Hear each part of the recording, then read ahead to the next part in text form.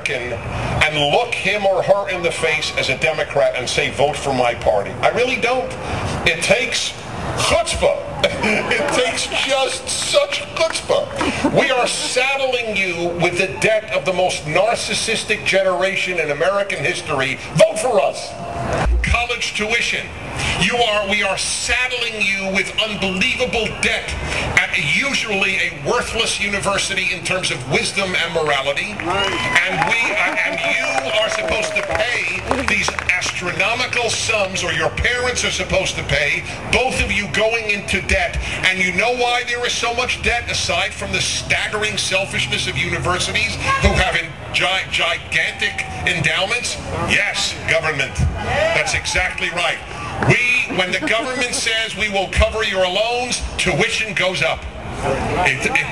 Does it take a Republican mind to understand that? I have to believe even a UCLA economics major would understand that. I'm not certain, but it's possible that they might understand that when you subsidize something from outside of it, the price will go up.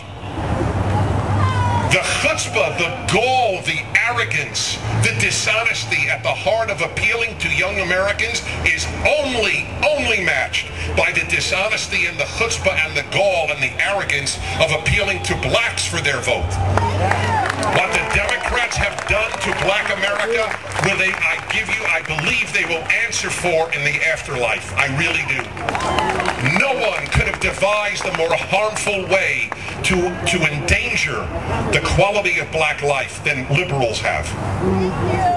We will subsidize children out of wedlock. We will teach you to teach your children that they are victims.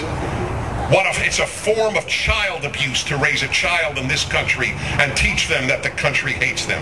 It is, and I use my words very carefully, I stand by it. It is a form of child abuse for a black parent and a white liberal to tell a black child they've got it in for you because you're black.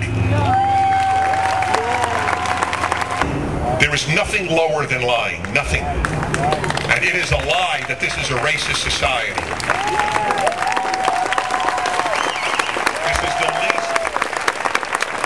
This is the least racist society in human history. The fact of the matter is, nobody gives a damn if you're black or white. The only people who do are liberals. They're the ones. They are race intoxicated. Here's the irony. Conservatives don't give a damn if you're black. That's right, we don't. I'll never forget when somebody I debated once said, we honor race. You honor race, please. There's one thing I have to say. Please don't tell a Jew who has grown up in the shadow of the Holocaust that you honor race. The last time my people heard about honoring race, a lot of evil happened. I don't honor race. I honor character. And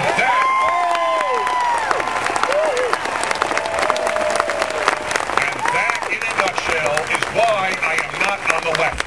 The left doesn't give a damn about character. There are wonderful people on the left, don't get me wrong.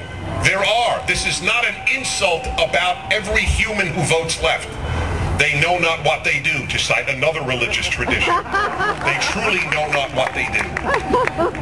But the fact of the matter is that leftism is race, gender, and class-based. You can't understand this president if you don't understand he is a man of the left, period. That is all you need to know about Barack Obama. He is the first leftist in American presidential history. FDR was on the left on economics, but he wasn't on the left about America being a Judeo-Christian nation. He wasn't on the left about a whole host of matters. But on every matter, Roosevelt didn't see America through the prism of race, gender, class. There are two dominant trinities. The Trinity of Christianity, three dominant trinities actually. The Trinity of Christianity, the Father, the Son, and the Holy Spirit. The Trinity of the left, race, gender, and class. And the Trinity of the United States.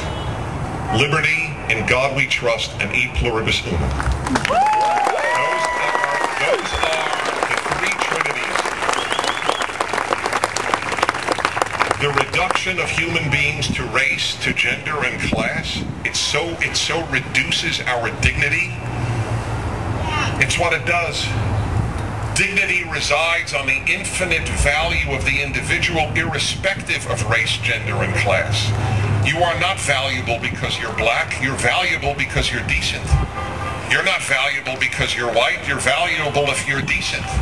You're not valuable if you're Hispanic. You're valuable if you're a decent Hispanic. There are only two races, said Viktor Frankl, a Holocaust survivor, in a book that molded my thinking when I was in high school. He was asked after he lost his family in Auschwitz and other Nazi death camps. And he was a psychoanalyst and a major thinker, and he was asked, do you hate the German race?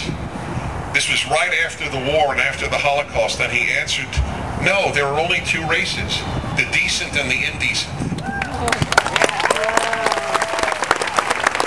That is how we conservatives divide the world. We see the world between decent and indecent, right and wrong, good and bad, uplifting and not uplifting, degrading and uplifting. The left sees the world between black and white and rich and poor and male and female. Division is the essence of democratic victory. If you think in terms of right and wrong, you vote right. If you think in terms of class, race, and gender, you vote left. And that is why the appeal is so deep and so emotional to blacks and Hispanics and to the poor. And I say quote unquote on the poor. How do they explain the fact that so many people making $30,000 a year vote Republican? It baffles them. I have left-wing authors on my show who don't understand that. And remember, the president was baffled because he's a man of the left. Since class should explain everything, how do you explain that people in the lower class would vote Republican? Remember his answer? They cling to their guns and their religion.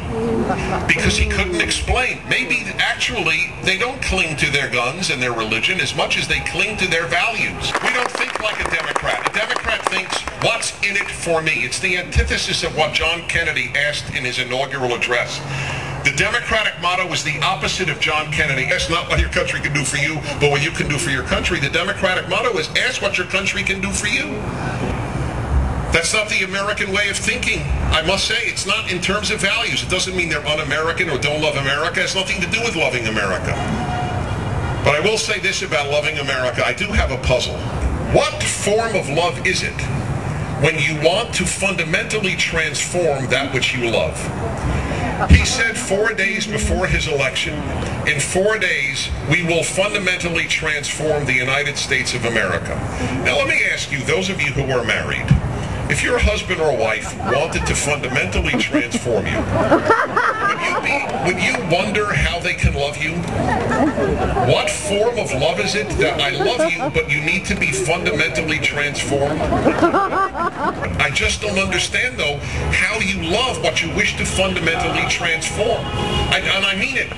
It's not I don't understand as a rhetorical device. If my wife wanted to fundamentally transform me, our marriage would be in a very bad state. Thank God she just wants to change me every day. And so, that's fine. I can handle that. But fundamentally transform, happily not. Let me conclude with just a couple of more words. This is not an election. This is the first time I've ever said this, so I'm not crying wolf. This is not an election. This is a referendum. That is a big difference. An election is not a referendum on the future of a country. See, something that we must explain to people. Most Americans think that the left and the right, the Democrats and the Republicans, want to get to the same place, but they have different means of getting there. That is not true. We do not want to get to the same place. Their vision of a beautiful America is not our vision of a beautiful America. You must know this. You must be able to recite it. If I awaken you at 3:30 in the morning, you have to be clear on why this is so. I spoke to you of the American Trinity, which I explain at length in my just published book, Still the Best Hope, and I beg you to read. I borrow a copy from a friend. We have a distinctive value system. Liberty, in God we trust, e pluribus unum. The left prefers egalitarianism to liberty. The left prefers a secular state, a secular society to a God-based society, and the left prefers multiculturalism to e pluribus unum. We have utterly unbridgeable differences about what America should be. I don't care how you vote, but you must know what you're voting for when you vote.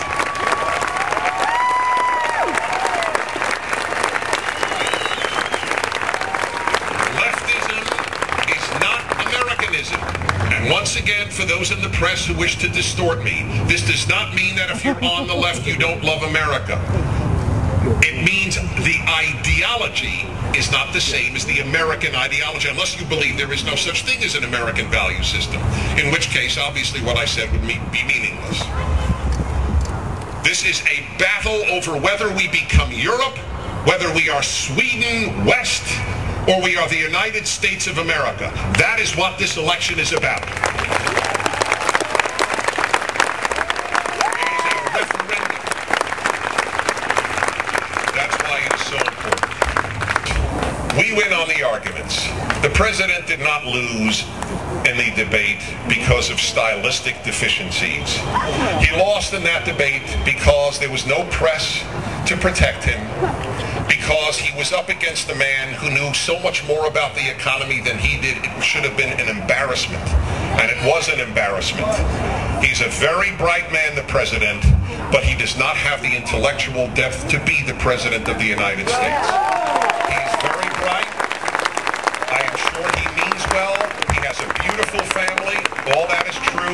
He does not deserve to be the president of the United States, and Mitt Romney does, as do all these other candidates. Thank you. This was a beautiful day, and I'm honored to be here. God bless you.